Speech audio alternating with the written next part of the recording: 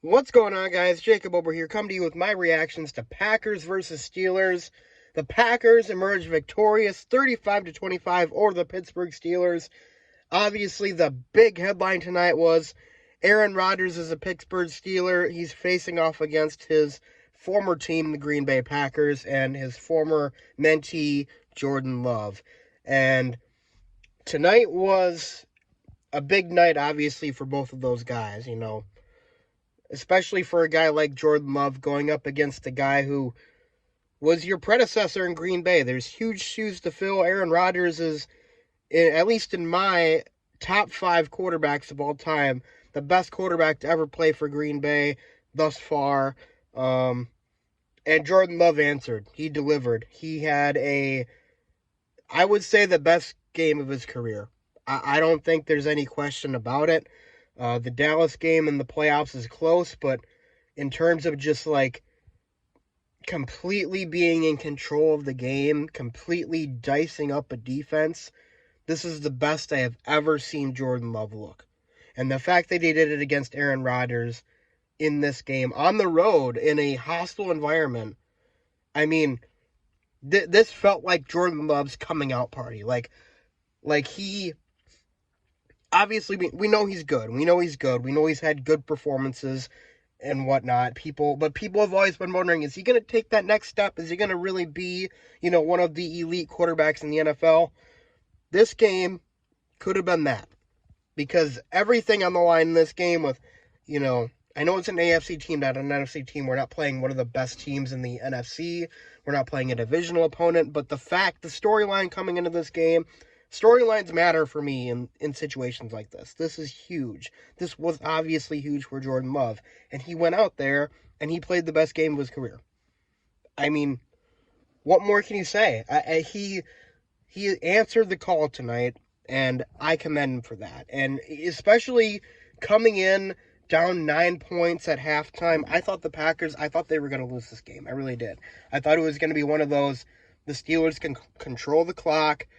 The Packers have a hard time getting the ball back. They might move the ball well. The missed field goals by McManus really hurt in the first half. But, they came right out, and Packers scored a touchdown. Defense got a stop. Packers scored another touchdown, got a 2-point conversion. They were in cruise control from there. That's how it was.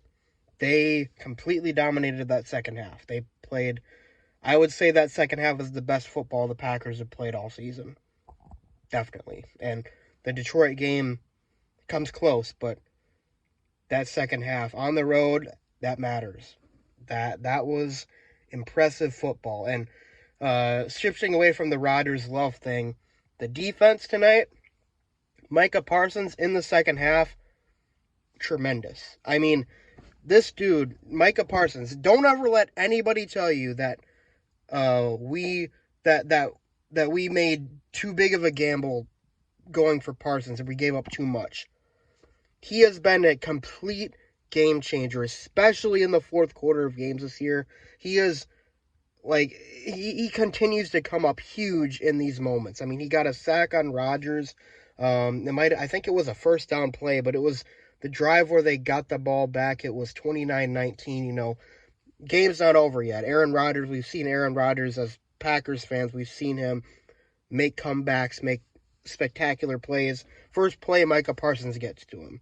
And not just that was the only sack of the game for him, but just, the continued presence. You could tell Rodgers was feeling it, especially in that second half. You could tell he was feeling it. And Rashawn Gary got home on 2 sacks that were, I think, both directly the result of Micah Parsons' pressures. And I think I said in my bold predictions something about Micah Parsons is going to unlock Rashawn Gary. Well, Rashawn Gary has 7.5 sacks now. We're about halfway through the season. Rashawn Gary is going to have a double-digit sack year for sure. I think that would be the first of his career. I would say Rashawn Gary, if he continues his pace, he's going to have at least 15 sacks. He's having a career year. And Micah Parsons is a big part of why that's happening. And we've all known that Rashawn Gary is a very talented pass rusher, but just having somebody on the opposite side of him like Micah Parsons, a dude who is an all-world pass rusher, one of the greats, I think, that we will eventually call him. It's done wonders for Rashawn Gary, definitely.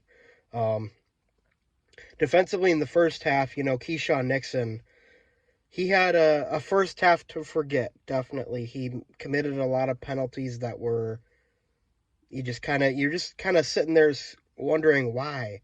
Why would you do that? Why would you not turn your head around on that pass interference? Why would you hold the guy on what was going to be an incompletion? But everything worked out in the end, and I want to give a special shout out to Carrington Valentine. He played a tremendous game. Carrington Valentine, I think, is the best corner on this roster. I think the Packers need to think about trading for another corner at the deadline because I'm a little bit concerned about this corner room. But at the same time, a guy like Carrington Valentine, he stepped up, and maybe he can inspire other guys on this roster to step up too. But overall, a phenomenal win. An absolutely phenomenal win for the Packers. Even coming into this game before it started, I kind of had the mentality of this is going to be a really tough game to win.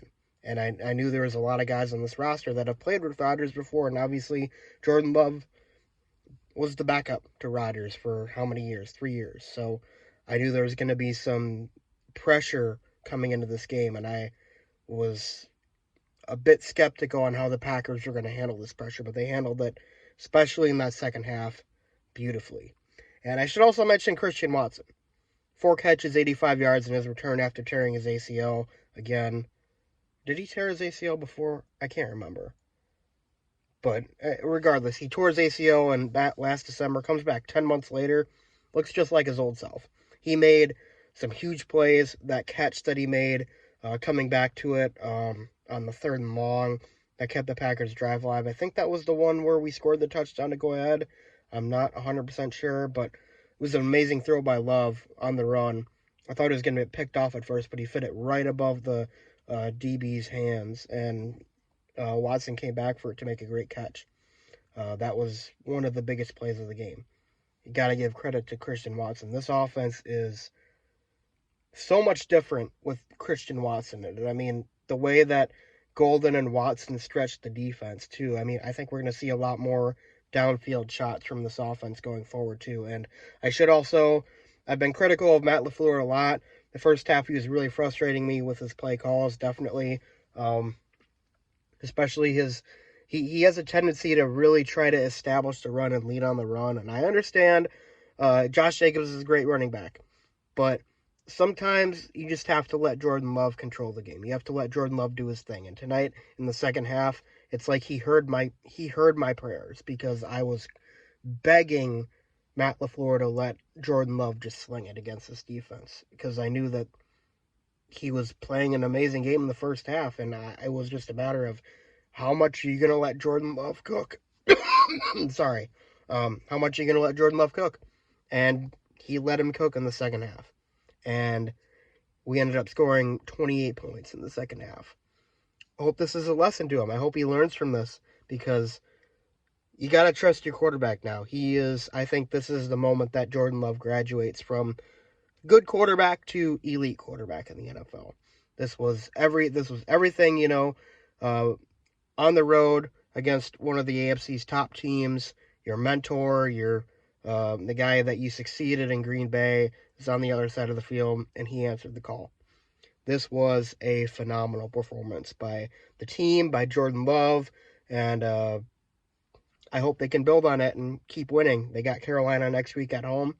They're going to be wearing the retro jerseys, so we'll see what happens. But I am liking this Green Bay Packers team a lot thus far. I think they are going to have a very good chance of going on a deep playoff run this year. They're a very talented team. If they can just clean up some of the mental mistakes of the self-inflicted wounds, they are going to be a formidable opponent in the playoffs. But until then, guys, thanks for watching. I appreciate you guys turning in for this one, but be sure to leave a like and subscribe, and I'll see you guys next time. Go Pack, go.